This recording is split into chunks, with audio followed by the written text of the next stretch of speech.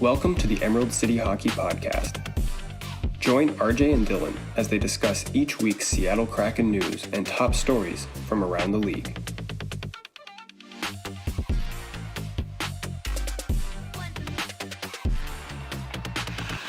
Hey everybody, and welcome back to another episode of the Emerald City Hockey Podcast. RJ, this is a brutal week of getting back to Kraken hockey. Yeah, sure was. I mean, the losses just keep coming, and it's gotten us kind of just at a loss for words, especially, kind of at the end of the last post game. It's been rough. Yeah, and it's crazy because it's like, did we watch like the same game 3 times? Just sure felt like it. Yeah, just a team that struggles with obviously scoring, but maybe struggling somewhat with motivation and effort level at times. Certainly big struggles with momentum. Not fans of momentum at all. Definitely want to get rid of that as soon as they have any. Which I've said it on multiple post games now, all through the week. I have never seen a team do that before. Like it's just unbelievable. To know that it's coming, and the players even acknowledged it. Larson talked about, we have talked about it. We're trying not to get scored on here, and yet it continues to happen. And also, for Hackstall to talk about that after the game and say this is pretty far down the list of things we need to address, and to probably be right about that. I know. It's that was really a thing, because like at first, yes, reading that comment for the first time, it's like, okay, that's not ideal. But then if you think about it, it's like, probably right. Because yes, giving up a goal after you score is a big problem. But if you're already, down 3 or 4, or you're not shooting the puck at all, those are maybe bigger problems on top of it all. But we will for sure get into all that. Format will be a little different this week. We're not really going to go game by game because those games all kind of bled together. We're going to talk about a lot of different, questions that we've been seeing both in the post games we've been seeing on Twitter, other people have been asking. I'm going to dive into all that as it relates to the Kraken. But real quick, first off, we have 2 key announcements for the Patreon moving forward. First one will be what the live game commentary streams will be for this month. Unfortunately, we only got the one in last month because that Vancouver game got pushed and weren't quite able to reschedule it. So for this upcoming month, January 10th, the game against Colorado, it is at 6 p.m. So we're hoping people can join us kind of after work on the West Coast. Hopefully you'll have time to, commute back and all that stuff. So January 10th against Colorado is going to be the first live game commentary. And then on the 30th against the Rangers, and that is a 10 a.m. game. So kind of a nice, fun, low-key Sunday matinee game. Hoping, people will be able to join us for that one as well. So again, the 10th and the 30th, those are going to be the 2 live streams for this month. And then for everybody else who's not a patron, we will still, of course, have post-game live after both of those games. The other announcement we want to make for the Patreon subscribers is that I will be doing scouting report videos for this year's upcoming draft class. We're going to start that this month, of course, with Shane Wright. Can't start anywhere but with Shane Wright. So that's going to start sometime this month. I don't know exactly when yet. I'm going to start working on the video this week. So it'll probably be a week or 2 after that. And then I'm going to release one of those every month. And what's going to happen is we will release those to the Patreon subscribers first.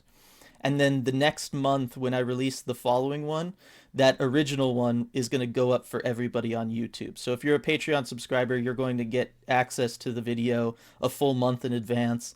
And then obviously, through Patreon, you can ask questions about it to me. We can talk about it. You'll get a lot of time where we can interact about it and really focus on it with you before it kind of goes out to everybody. But that's going to be the case moving forward. Again, Shane Wright will be the first one. You'll know kind of in advance of when the video is going to come out once I have a better time frame as I start really putting it together. Right now, this is just, what the plan is. So those are both exciting announcements. Wanted to get those out there.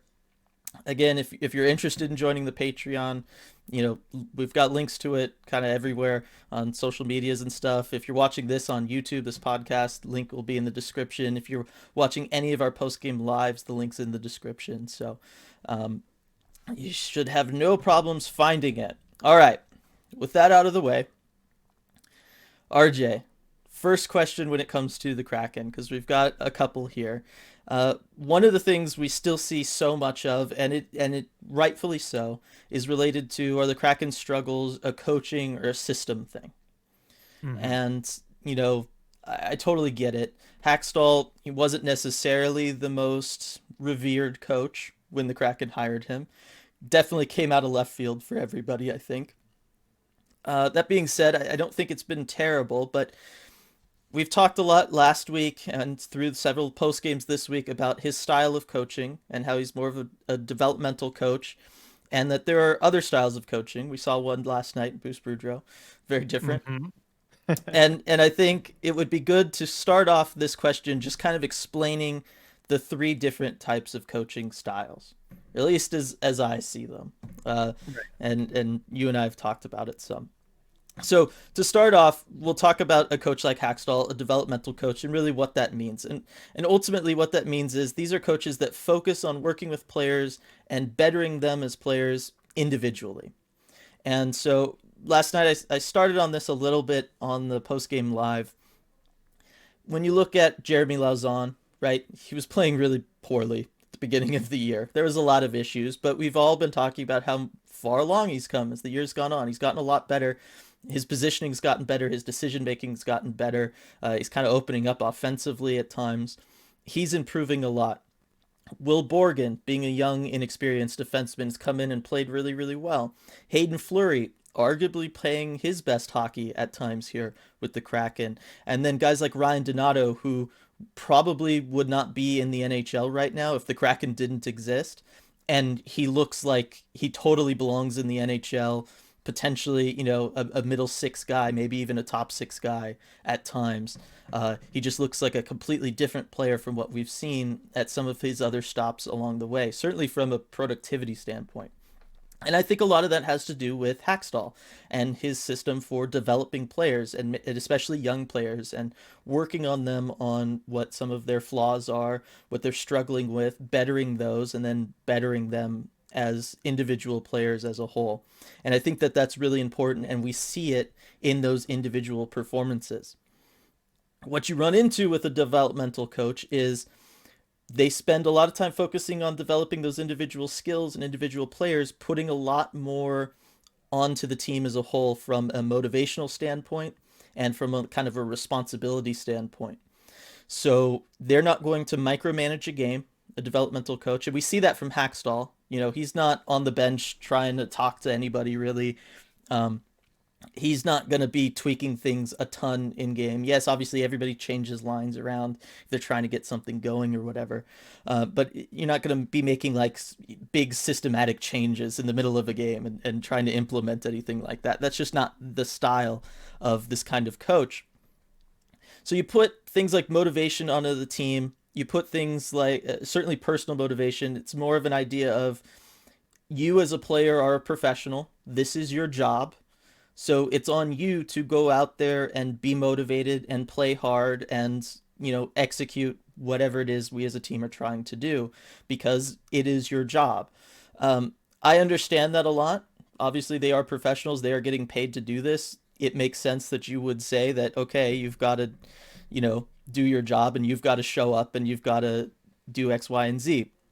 However, as with any job or any workforce, for people to do their best job, certainly consistently, they have to have two things. They have to be happy. So you kind of got to keep them happy and work with them in that sense. And, they need to want to do their job. Like they need to enjoy it. They need to be motivated. It's just a fact of life. It's how human beings are.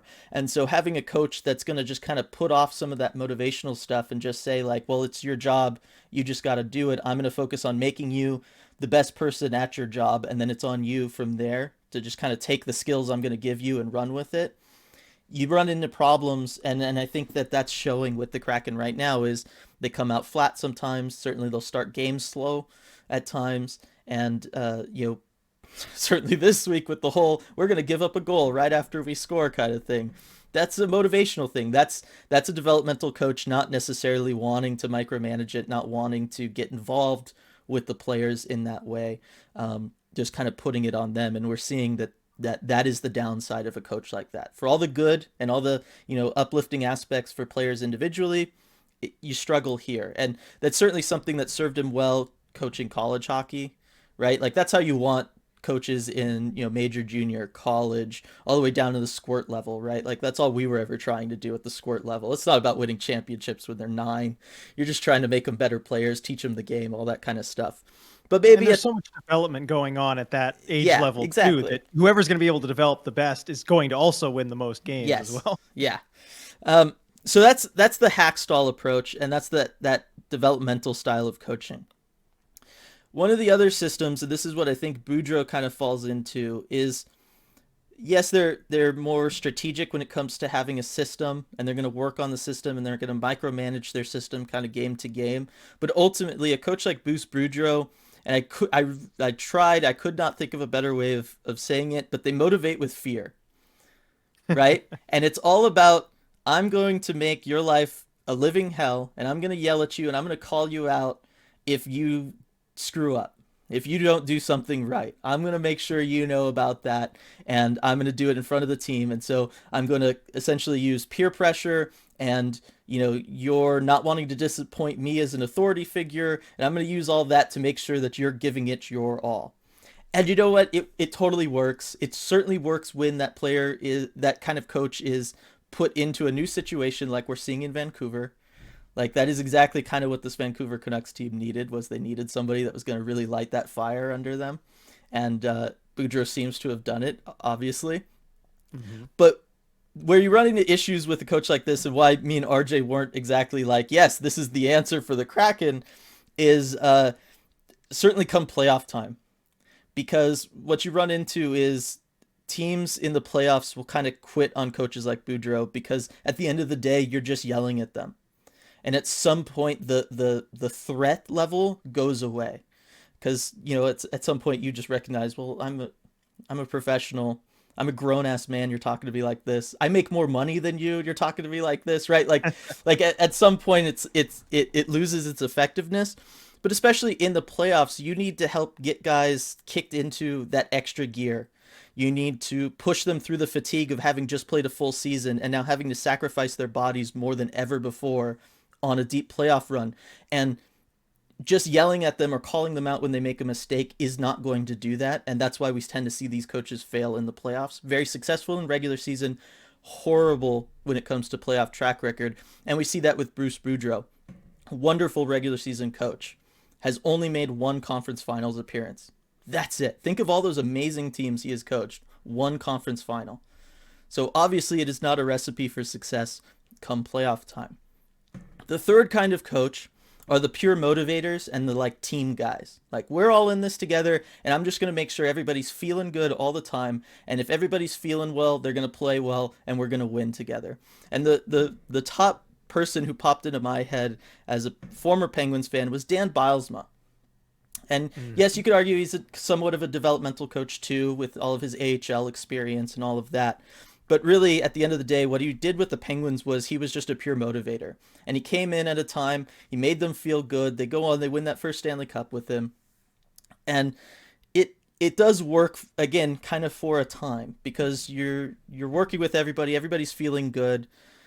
They're then playing well, they're performing at their best.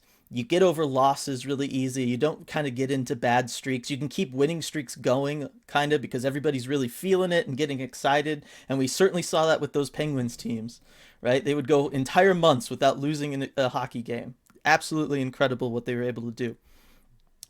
But the problem with those kinds of coaches is they're absolutely the last coach to make a change if a change is needed, whether it's a player personnel change or a system change, because they've been successful just from motivating their way out of it. We're just going to positive energy our way out of whatever problem is going on, because that's what works for them, and that's just what their style is. And at the end of the day, there are times where other teams are going to figure out your best players. They're going to figure out your system, and you need to be able to make changes. And those kind of pure motivator coaches they tend to make those changes way too late, and that's what ends up costing them their jobs. Is that, at some point you have to be you have to adjust tactically, you have to make some systematic changes, you have to play smart hockey. You can't just make sure everybody's feeling good all the time. It's just not enough. And so those are, at least in my opinion, like the three styles of coaching, and the positives and the minuses, and they all have positives, they all have minuses. And so it's a constant balance of looking at the team you have put together, what you think is good for that team in that moment, what you think, what your idea is if you're the GM or the president of hockey ops, whoever it is that's making the coaching hiring decision.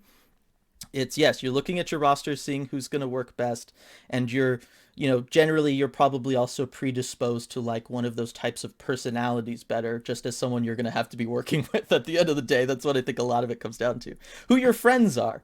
It's hockey, let's be real. It's all about who knows who, and who was drinking buddies with so-and-so back in the day. That's ultimately what decides all of this, unfortunately.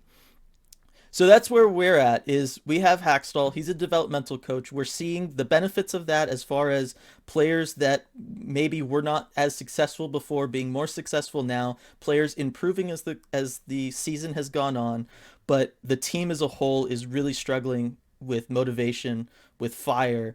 They're coming out flat. They have continually come out flat. They can't hold leads. That is a problem. So kind of real quick, RJ, before we move on, first off, what do you think of that assessment? Do you agree, disagree with anything?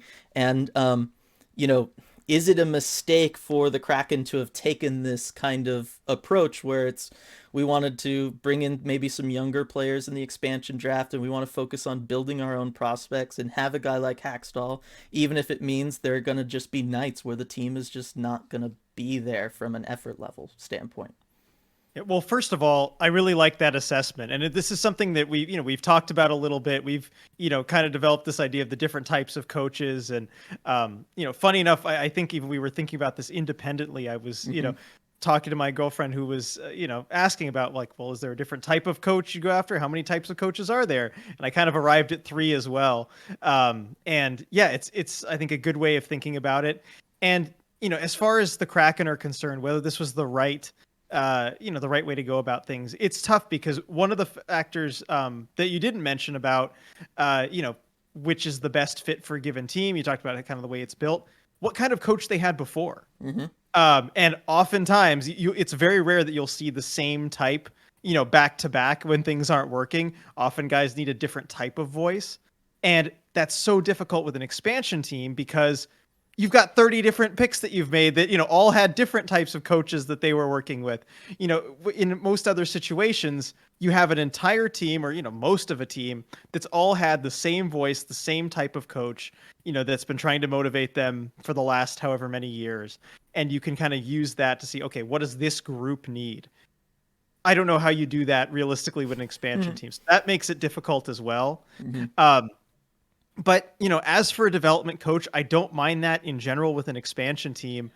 But I think the biggest problem is that you don't necessarily have a team full of young players, that need that kind of development. I think it's kind of the roster construction isn't a fit. And we can get into that a little bit more later. But, you talk about the young guys getting better. You mentioned, Jeremy Lauzon. You look at Will Borgen. I think Morgan Geeky's in that category. Mm-hmm. Ryan Donato's in that category. But aside from those guys, is there really anyone else? I mean, Hayden Fleury, maybe. But, this is a roster that's majority guys who are, 28, 29, 30. And at that age, generally as a player, you kind of are what you are. There's not a whole lot of extra development. There's little bits around the edges, but, those aren't really the prime development ages. And I just think that the roster isn't constructed for a development coach to do the best, given where these players are at kind of in their competitive prime. 1,000% agree with that, and I think that's where the idea of the Kraken looking at this long term comes in, is because that to me is the ultimate thing that signaled, okay, this is, as Ron Francis was saying, 2, 3, 5-year plan kind of thing. And I think that's what ultimately landed them with Hackstall, was they felt he was going to be the best fit, developing the young guys they take in the expansion draft, but then also the draft picks that they're going to be bringing in, the Matty Beniers, the Riker Evans, whoever they get with seemingly a high draft pick this year. And so it's again maybe not what we wanted as fans, not what we wanted to be covering. That's for sure. It's always better to cover wins than cover these tough losses from a media standpoint. But it does seem like this fits at least with what they were telling us. So in that sense, it's come as a surprise, but maybe it shouldn't have. Yep. And so, and I can take solace in the fact that it at least seems to be on plan. But yes, you can argue whether or not that plan was the best plan. Right. Yeah. Yeah. I know. But as far as it being, before we finish the coaching thing, as far as it being a system problem, I've seen a lot of people ask the question about, oh, they're not changing anything. They're not changing anything. And I think that that's a little misguided just because the result has been the same. But watching the Kraken play from a system standpoint, their system has changed already 3 times this year. They are drastically changing how they play both offense and defense and transition. Like, they have changed a lot as the season's gone on. Right now, they're trying to be a perimeter team, but they're trying to be a perimeter team that doesn't shoot, which really makes no sense to me, but that's kind of a separate issue. I think that's something that more so has to deal with the players than the system. But I do think we've seen lots of different systems. We're seeing them be a perimeter team in the offensive zone. Right now we're seeing them be more aggressive with defensemen in the defensive zone and have the forwards cover for that more. That seems to be the thing they're trying. So I will say, I don't think it's fair to criticize Hackstall and the coaching staff for not changing anything. They have been changing things. The criticism should come from maybe you're not changing in the right directions, given you're still losing all the time. Mm-hmm. Yeah, and like you said, changes, they have made changes systematically. And, we talk about, it's the same thing happening over again. In these little stretches it is where the little adjustments aren't being made. But overall, I mean, you look at some of the problems they were having earlier this season, with, their defensive coverage. It is totally different now than what it is. Mm-hmm. Still problems arising, but they're different problems overall than maybe, 10, 15 games ago. It's another type of problem, but at least they're trying to change. It's not just the same thing over and over again, as much as it feels like that after this week. Yes, and it's, again, it's just like one of those quirky things about this team is that they can change and not somehow change what they're doing. Okay, so now, RJ, let's shift focus a little bit away from coaching and more, front office, managerial stuff, roster construction. Yes, what are my favorite? Yeah, I know, both of ours to some extent. Big question asked and going around on Twitter today, were the Kraken just too analytics focused at the expansion draft? Yep. And of course, courtesy of Kevin Kurz, who familiar with because he covered the Sharks for a long time. So I've seen a lot of his stuff. He decides to set Twitter ablaze today. Says, at what point are we allowed to discuss the Kraken seemingly overvaluing analytics, thereby resulting in their bungling the expansion draft?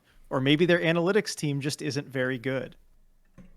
Yeah, and we've talked some about the expansion draft. You and I are a little bit split about how the Kraken expansion draft went. I think we both see areas where it could have improved. I tend to defend it maybe more so than most, and that could be on me. I could be in the wrong there. I don't entirely know. It's always hard with things like this, like woulda, shoulda, coulda type things. But from an analytics standpoint, generally, you and I are both in favor of using analytics. We do not think that they are the boogeyman that some traditional people seem to think that they are.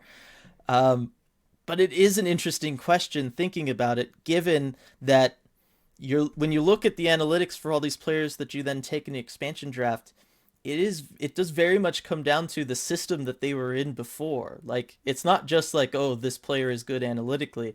If the system they were in was built to make them good in that way, and then you put them into a different system, you cannot expect the same results. And I feel like that's maybe where the question lies in all of this. Right. And that is an area where, you'd like to say the analytics, obviously those numbers don't always tell the whole story. You still have to, give them context, because all, those numbers on a page, those graphs, they still require context to fully understand them. And I mean, anyone, who deals with that sort of thing will tell you that, and that's what we've seen. But that's an area that maybe wasn't, looked at quite enough or in the right way by the Kraken, I would say. I mean, as far as the expansion draft process, I will be pretty darn critical of it. I just think, because I think Kerr says, they bungled the expansion draft, and I don't think that in itself is an unfair assessment. I think let's see. I mean, I'm looking at like Thomas Drance, responding to Kurz. They didn't use the expansion process correctly. Period. But then he adds that's not really the purview of the analytics department. I agree. I don't think they used the expansion process properly. I could go, further into detail of why, making trades to take advantage of the flat cap, all that sort of thing, which they did none of. No side deals, all of that stuff. As far as the picks that were made, though, and the players that were targeted, which, that's more, I guess, the purview of the analytics department within that process, I thought they did okay. Mm-hmm. Yeah, I mean, there's the ones that still stand out. JVR, Max Domi, right? Like, there's a couple of those. Again, I don't know how much different that would have changed anything for this team, realistically. I saw there are still people, banging on about they didn't draft Carey Price. Like, that would not have fixed their goaltending problems. No, and I don't think anyone who's truly serious about this sort of thing, I think that's just something, for some of the media and some fans to have fun with. I don't think anyone who's serious was actually thinking about that. No, but, I'm okay with them leaning on the analytics there. I do think that you can be critical about the lack of side deals and the lack of taking advantage of the flat cap, but I do think to some extent a lot of it came down to other NHL GMs for the first time in history learned from past experience, and they were not afforded some of the same opportunities that Vegas had. Like, because I think whether it was just for teams planning on the expansion draft with Seattle, which I certainly think was a lot of it, or teams also planning on the flat cap for the next several years and making kind of minor adjustments through the previous season for that so that they were not put in ridiculous situations this offseason where they needed Seattle to come in and bail them out.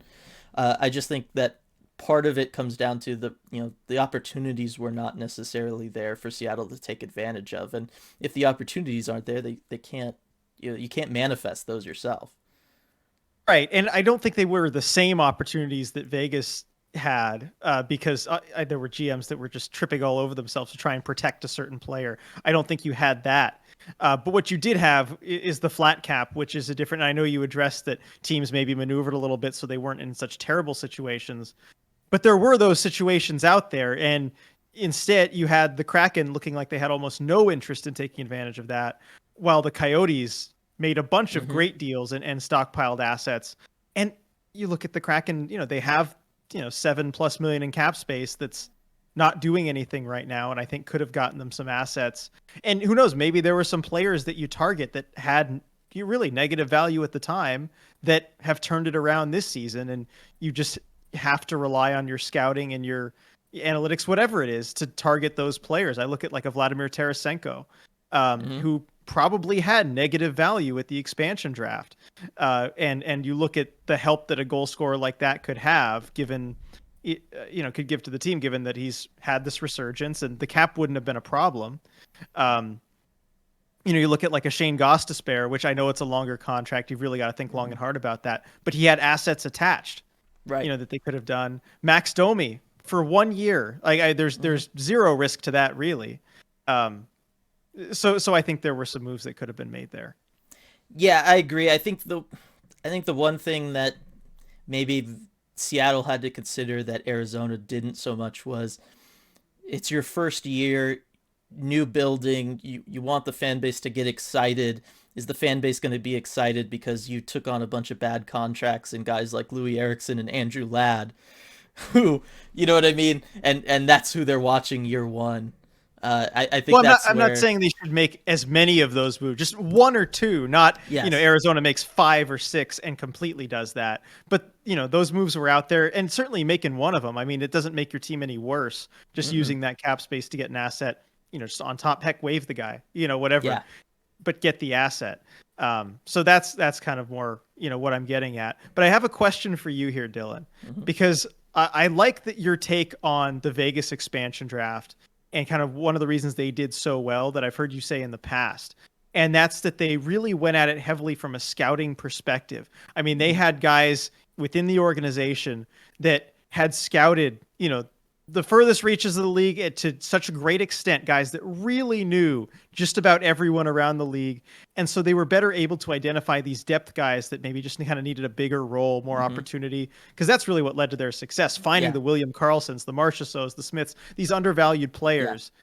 And I don't know that like the analytics are a reason that the Kraken necessarily didn't, but they certainly seem to approach it more from a numbers perspective than a scouting perspective. Vegas kind of had more of an old school scouting perspective.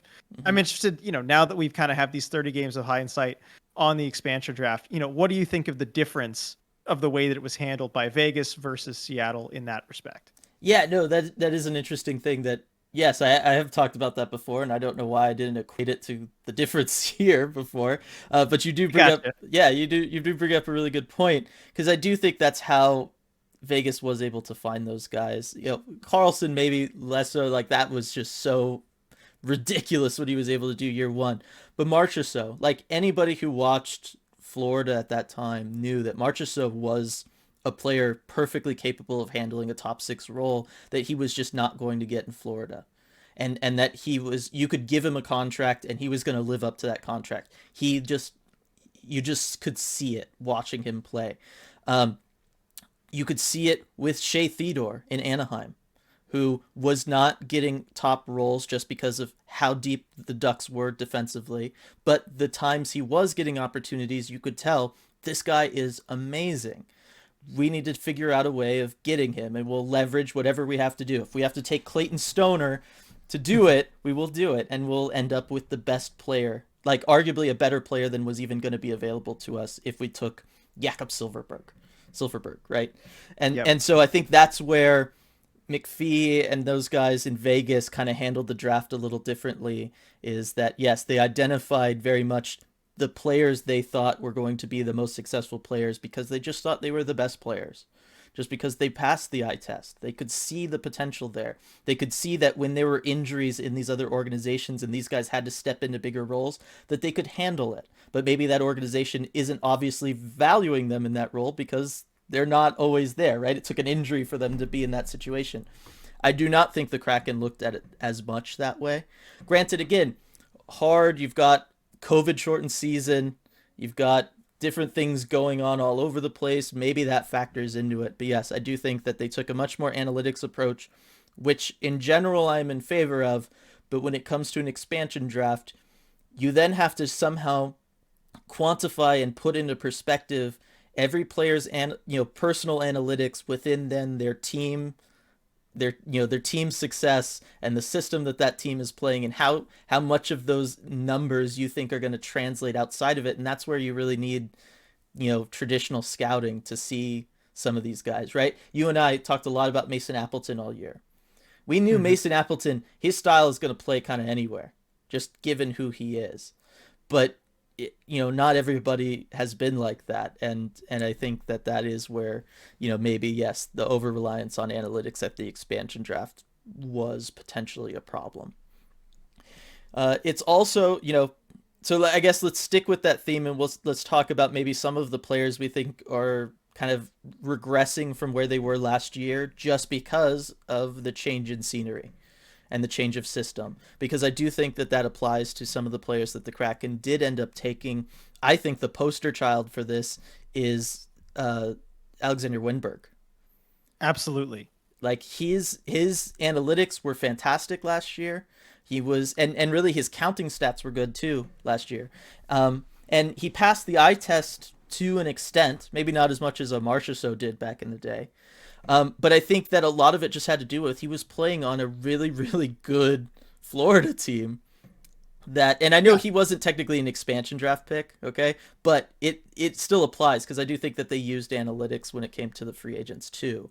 But I think that him being out of that Florida system, like that Florida system was kind of built perfectly for him and his role within it. Francis said he wanted him to be in a top 6 role here, and I just don't know that he is a top 6 center. It sure doesn't look like it. And when you're on the Florida team like that, where there's so much talent around you, the type of player Wennberg is, he's a distributor, as we've seen. He's a playmaker. He thinks the game in a certain way to try and maximize the finishing ability of the players around him. And Right. when you put him with good finishers around him, that's where he's going to thrive. And with this Kraken team, there just really isn't that. I mean, and certainly they're trying to play him with guys that have a lot of, creativity, like a Marcus Johansson or, or like a Jonas Donskoy. But at the end of the day, it's just kind of more limited than what that Florida team had around him. And it's just not the best environment to best utilize his skills.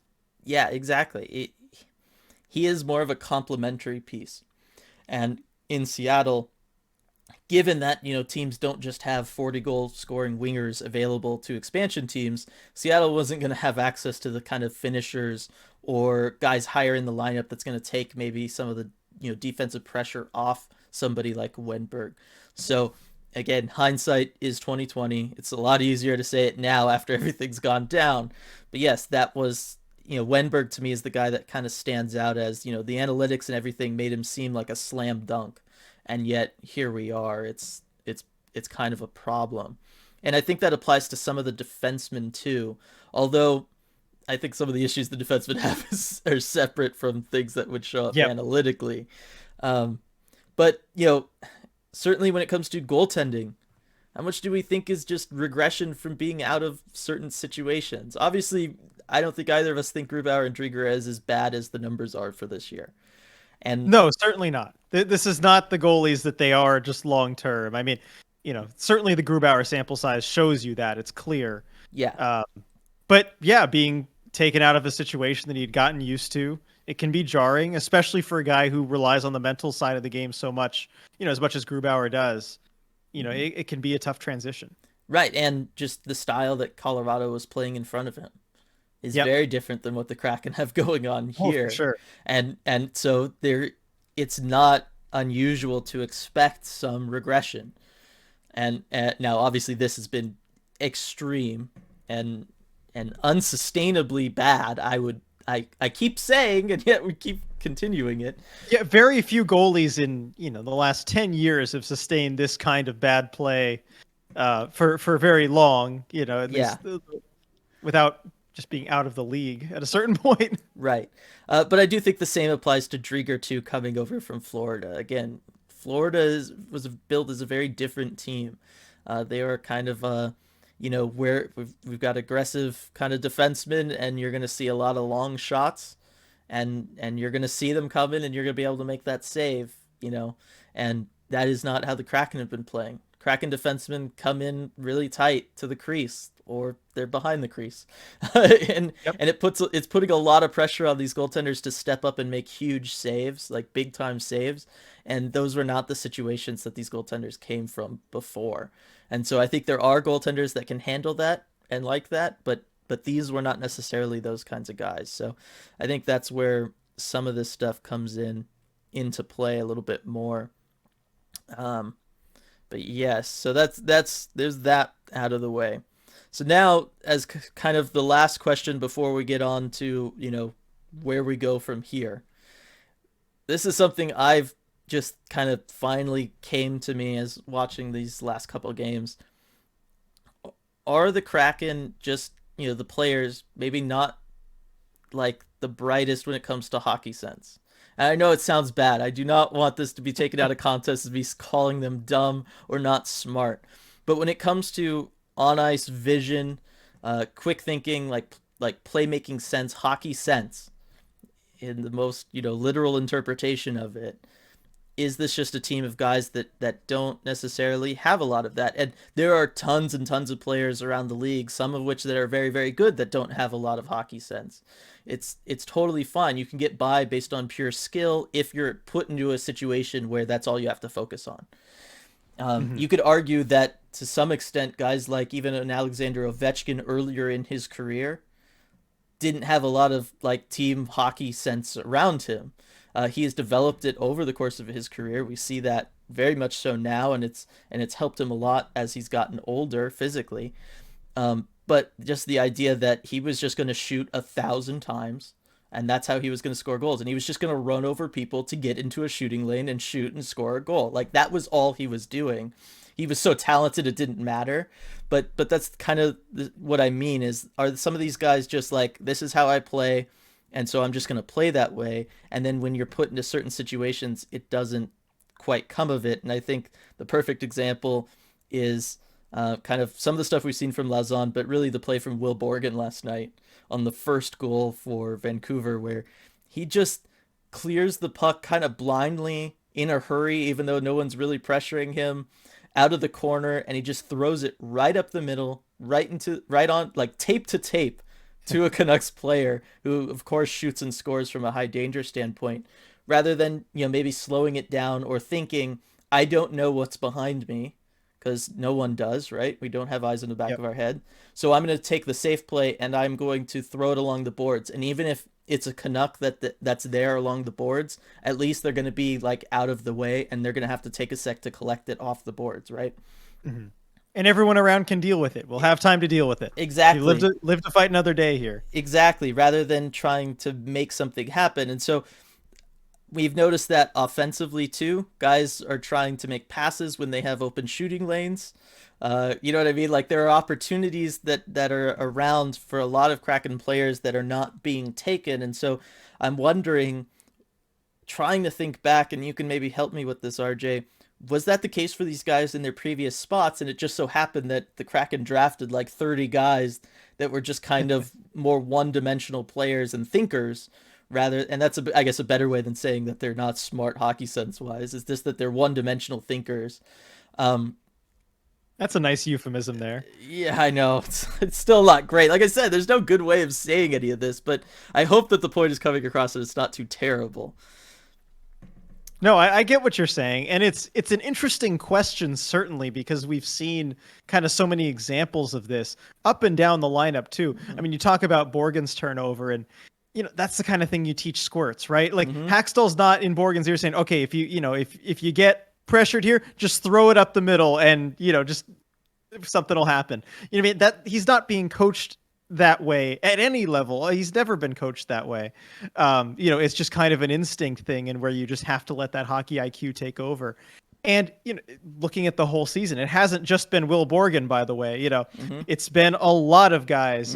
Defense and forwards. You talk about passing up shots that you should take. Wennberg is obviously probably the first guy you think of, when you talk about that. And, you could also make the case that was what it was in his previous destinations back to Columbus. That was the issue with him. But it hasn't just been him either. There have been other guys doing that Jordan too. Eberle at times. Which is, just baffling, knowing, the kind of skill set that he has and what he's capable of doing as far as scoring goals, when he's on, when he's shooting, when he's feeling confident. And that knowing what's possible. So it's an interesting question because we've seen it just so many times. I think part of it is that, maybe these guys are coming from systems where you mentioned the types of coaches. We talked about the types of coaches. And when you have a development coach, yes, you can work with a guy on an individual level like a Wennberg and, get the best out of his playmaking ability, or Eberle and get the best, out of his shooting, scoring ability, that sort of thing.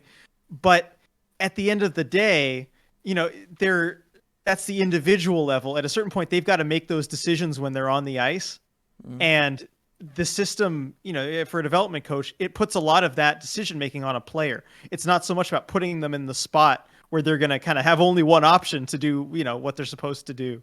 A lot of it is, leaving the players to decide, okay, what am I doing in this, position? Gives them a lot of freedom, but there's the downside to that as well when, if they're not best suited to making those decisions with the freedom, then there's the downside. I think of an Eberle coming from like a Barry Trotz, type system where total opposite, right? Yeah. You know exactly where you stand in the system. You know exactly what you need to do because you've been told that. And you don't have to think about it because you know where you stand. So, it's a difference there for sure. Yeah. And I think that's a really kind of good way of thinking about it and bringing it up. The idea of having that kind of creative freedom, and really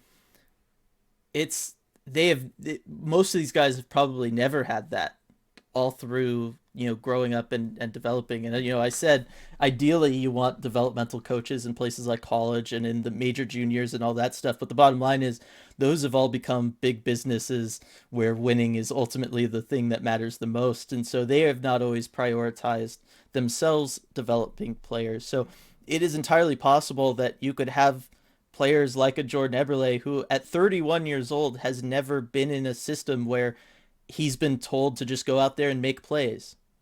You know what I mean? Like his whole thing is, hey, kid, you've got a wicked shot. We're going to always set you up so that you just have to take the shot. And Yep. and so it's not, I don't want to put it helps with my analogy of just saying that they don't have great hockey sense, because it does put it around of they've never been in this situation, and when you put guys in situations they're not used to, yes, you cannot expect great results certainly right away. It takes time, and it is an interesting concept to just kind of ponder, and I think it's something that, just bringing it up both for us and for everybody else, I think we might start seeing that and picking up on it some while watching these games. And again, it does go back around to, was that maybe then the best coaching style for an expansion team, where maybe the best bet is to just kind of plug and play these guys, because that's, they're an island of misfit toys. And certainly this is where having no off season together is certainly going to damage this team, because you need guys, if you want people to be creative, they have to know where their line mates like to be. Like, you have to have that familiarity before you can be kind of competitive and play that way, where you're kind of playing like a Sidney Crosby or a Connor McDavid, where you can just kind of have the freedom to make whatever play you think is available to you, because you need to trust that your teammate's going to be where you think they're going to be or where they want to be. And I think that's why you end up with guys like Sidney Crosby playing with Chris Kunitz and Pascal Dupuis.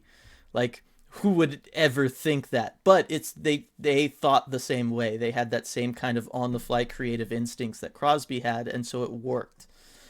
Yes. And I think that's what's missing here for the Kraken, is that maybe they don't have enough guys like that. Yanni Gourde is that way. We're seeing that. And we're seeing that now with the current line mates he has in Calle Yarncroke and Colin Blackwell. Every shift they have looks completely different, because they are all taking what the defense is leaving available to them. And they're all working cohesively. Like, they're all seeing the same thing, and they're all going to where they know they can best take advantage of it. And because they all think the same way and they see it the same way, that's why you're seeing, their passes are the only passes that don't seem to go to nowhere, right? Like, their passes are the ones that are working. They're taking shots when they have net front presence. And so the goalie is screened and the shots are going in. You're seeing that from that line, and you're not seeing it from the other ones. Yeah, and that's the upside of having that freedom, that, to be creative there, when you have three guys that are all pretty like-minded about how they like to play, all on the same page. That's how you create lines that are greater than the sum of their parts. I mean, you're talking about Crosby with Dupuis and Kunitz, that's how you do that. So there's the upside, but there's a pretty big downside as well. Yeah. So I think that was you had the missing piece that I was kind of missing there. Thank you very much for that, RJ. Good on you. All right. So now the big question, RJ. Where do we go from here? Got 10 wins in like 33 games. Playoffs still? I don't think so. It's certainly looking less and less likely.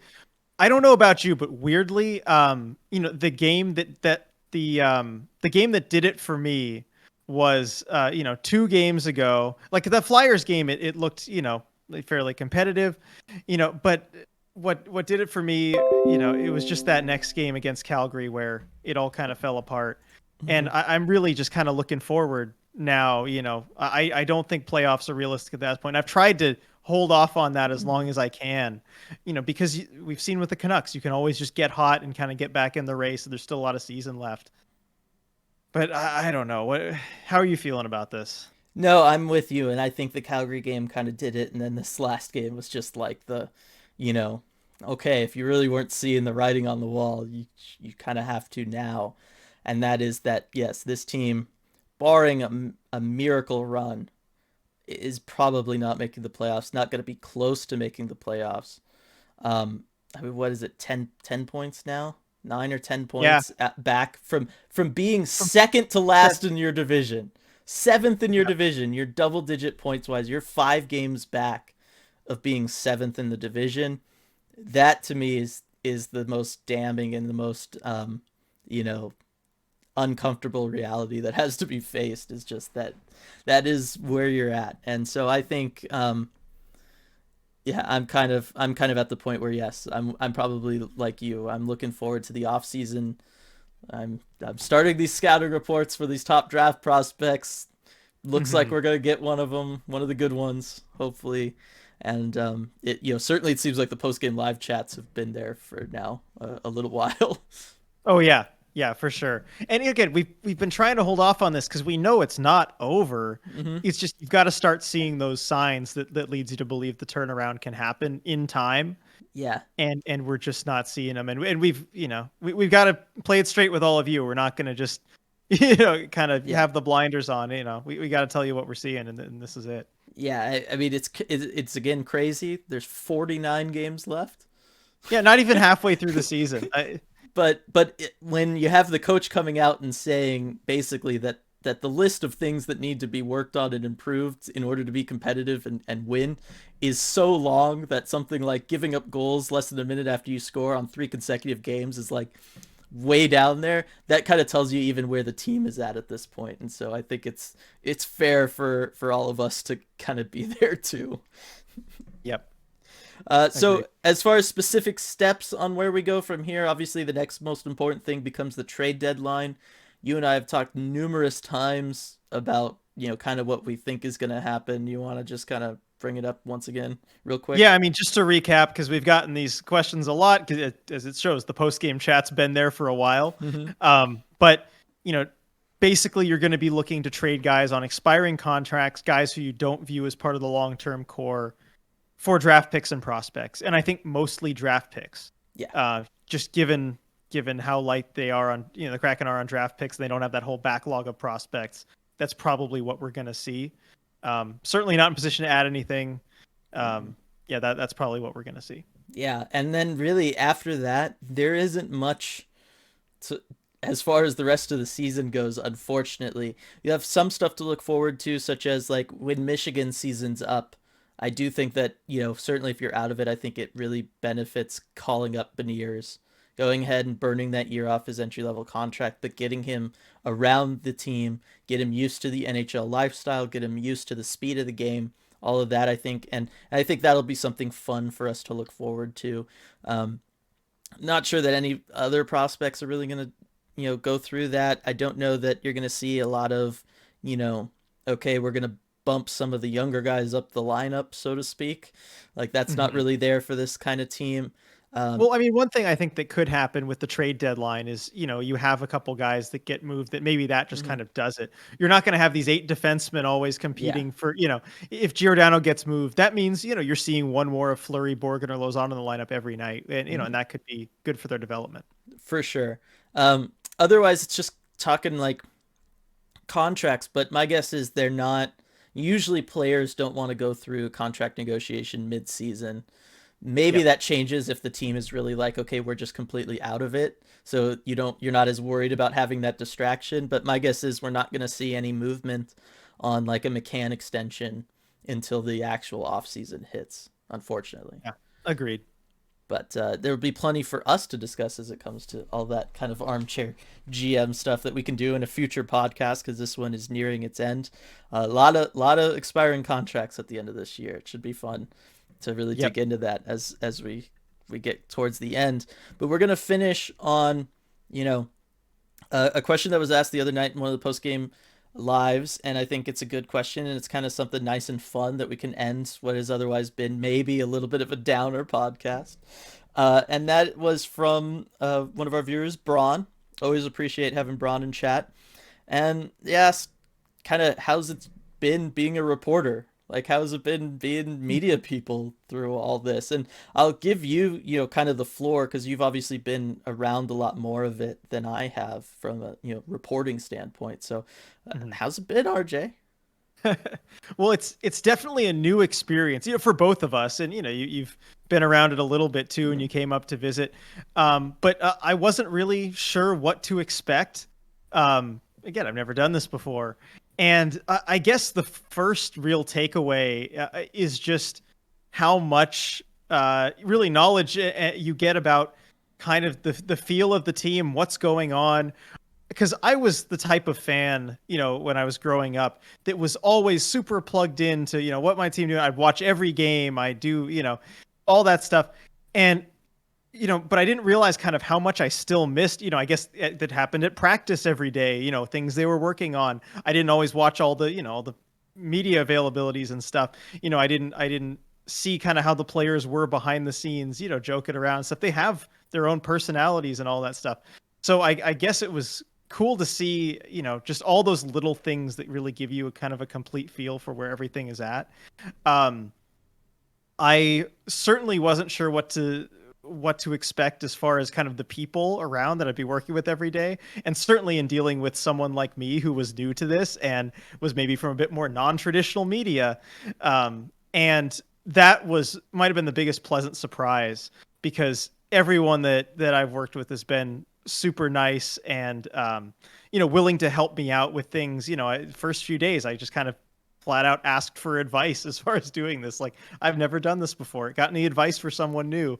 And, everyone I talked to was very helpful with that and provided some good advice as well. So, shout out to Ryan Clark from The Athletic, Marissa from the Seattle Times, the guys from Sound of Hockey, they were all, just great and supportive with that too. And as far as, I guess, the routine, kind of doing what I do now, it's, I was wondering if it's something I'd kind of get sick of. You never know until you kind of go into it, but I really do love just kind of doing the whole, practices, morning skate, game thing. It's a nice routine. It's certainly not traditional work hours. Mm-hmm. You find yourself kind of working, from 5 p.m. till midnight some nights, or beyond that usually. Monitoring things in the morning. It's definitely different, but I like that. I think it works well for kind of the way I am, where I'm not always the most traditional type of person as far as getting work done. And just the way I like to do it. I like to really focus for a long time, or and then kind of relax a bit. But it's been nice. It's great having kind of brand new facilities to go to every day too. Climate Pledge Arena is great. Kraken Community Iceplex is great. I guess just let's see the little things that you might be interested in. They keep us really well fed. At the games, they've got some good food out there, which is nice. It's something that I think the media people tend to talk about a lot, is the food that's there, and why not? Like, you would too. Mm-hmm.